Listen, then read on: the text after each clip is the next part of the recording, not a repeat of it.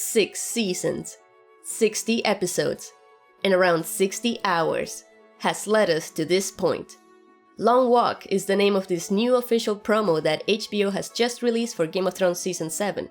And, well, a long walk it definitely has been for these 3 characters, from where they started to where they are now. All 3 of them have reached a very similar high point in their lives, and one of the highest points they could ever get to in their society. 2 of them are queens and 1 of them is a king, in their own right, so they do have that in common. But most everything else about them is different. Just think about the paths that they each took. Cersei got there by kicking people down. Daenerys got there by lifting people up. And Jon got there by having people push him up. We can also think about their beliefs.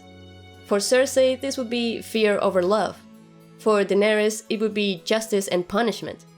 And for Jon, it would be honor and loyalty.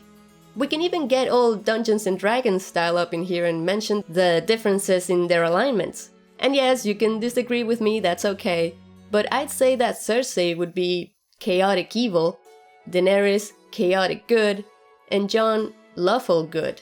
Even if you don't play Dungeons and Dragons, I think it's all pretty self-explanatory. Lannister, Targaryen, Stark, if we can still call Jon a Stark, it's all come down to these 3 main houses. And the question is, what will they do now? Will they work together or against each other? Who will survive? This is not all we saw, of course. The most exciting part wasn't the way they walked, or the way they sat down. No, it was 2 other things. Cersei's icy breath, and the evil blue eye at the end. Now, we gotta be careful here because our Game of Thrones deprivation can play tricks with our minds. This teaser can easily lead some of us astray into tinfoil territory by thinking things like, if Daenerys is fire and Jon is both ice and fire, would Cersei then be ice somehow? And that's what her icy breath meant at the end? We don't know what weird twists David and Dan may have up their sleeves, but we also don't want to overanalyze something that they may not even have had input on.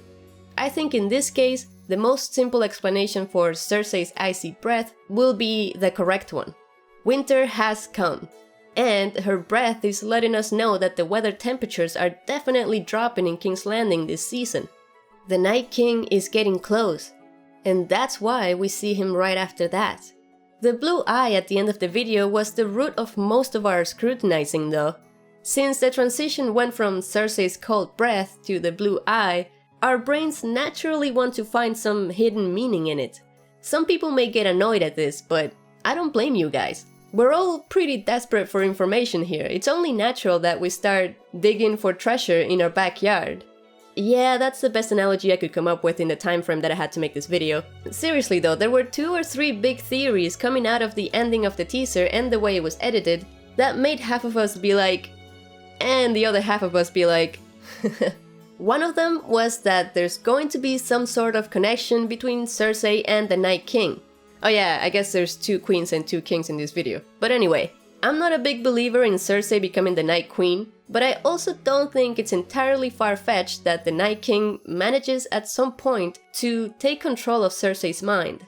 Maybe something about corrupted minds being easier to control than the better kind, who knows. Up to this point, we've only seen the Night King control the minds of the dead. But what if the big twist is that he can also control some of the living? Does it sound crazy to you, or plausible? Forget about George R.R. Martin for a second and ask yourselves if it sounds David and Dan plausible. Eh? Either way, I do hope their show ending is vastly different from the book's ending, so that we can enjoy it twice, and also so that we don't get spoiled. Now, there were 2 other theories that we can sort of join into one, because both of them involve giants. Yes, you've probably heard of this one already. It's all over social media. The first one says that the editors are trying to give us a bit of an Easter egg. They're showing us that Old Nan was right the whole time, and we do in fact live inside of the eye of a blue-eyed giant named Macumber, just from the way the camera pulls back from the Red Keep and shows us the eye. Of course, this is not to be taken literally, as if it's going to be a real thing in the show, and there's no guarantee that this is what the editors had in mind, but it's still fun to think about it as an Easter egg, a figurative Easter egg. The second theory, though, you can take a bit more literally, and that one says that this is the eye of a white-turned giant. Yeah, I can definitely see where people are coming from. The nose looks thick and wrinkly like a giant's, but the Night King's nose looks the same as well. And after taking a closer look by comparing some pictures side by side, I concluded that, sadly, it is just the Night King. This doesn't mean that white giants won't be a thing. I mean, I doubt Wun would be one because I think they probably burned his body off screen. But it's not beyond the realms of possibility for the Night King to recruit some other dead giant. I think the teaser was trying to show us something else entirely though. Something that only very few people noticed in that quick blue-eye clip. I'm talking about what is being reflected in the Night King's eye. Do you see it? Yeah, it's the wall. That's what he's looking at, and that's what this teaser was for. They're trying to drive home the big role that winter will play in Season 7. Everything about this teaser revolves around the same "winter is here" theme. And when I say everything, I do mean everything. The fact that they're sitting down as if getting in a ready position to receive what's coming. The fact that the fire in the candles blows off. Cersei's cold breath. Even the lyrics in the song that plays in the background. In love, in fear, in hate, in tears. It gives us chills, as if we needed more hints that Season 7 is gonna be cold as hell. Everything is a hint that points to the main plot in Season 7. But there's still a few other details worth noticing, like how lonely each walk was. There was no need to have any other actors involved in this, sure, but at the same time, seeing them like that made me think of how they must be feeling right now. No one else really understands the position they are in because, well, no one else is in their position. They're kings and queens in their own right, sure, but they don't have a partner. They don't have an equal person they can relate to. Everyone else looks up to them, and this puts a lot of weight on their shoulders. They each handle it in different ways, but they are ultimately the ones responsible for any outcome. This would definitely affect anyone's psychology, and it would feel very lonely, like their walks. Also, for those of you who have not been following any spoilers, but still want to know where Dany is, it's nothing shocking really. She's landed in Dragonstone, just like Aegon did before he conquered Westeros. And this actually brings me to another detail that I saw around social media, and it's the different time periods each throne represents. Past, present, and future. And while it is a cool thought, you could also argue that this throne is a lot older than this one. I like how Jon isn't sitting on an actual throne though. It perfectly represents how humble he is about his position, and it sort of makes him more deserving of it.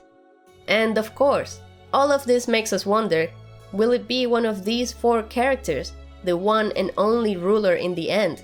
Or will it be none of them?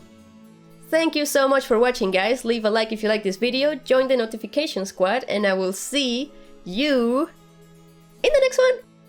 You know, immediately when I saw the very first shot of this teaser, Cersei's long shadow, I remember the passage from the first book where Jon sees Tyrion's shadow at Winterfell, and thinks to himself that for a moment, Tyrion Lannister stood tall as a king. And I'm gonna leave now before I dig myself into a deeper overanalysis hole. Yeah. I mean, I doubt Wun would be one. Wun would be one. I mean, I doubt that Wun would be one because I think Wun would be one. Wun would be one. Would be one. Wun would be one. Try and say that 3 times.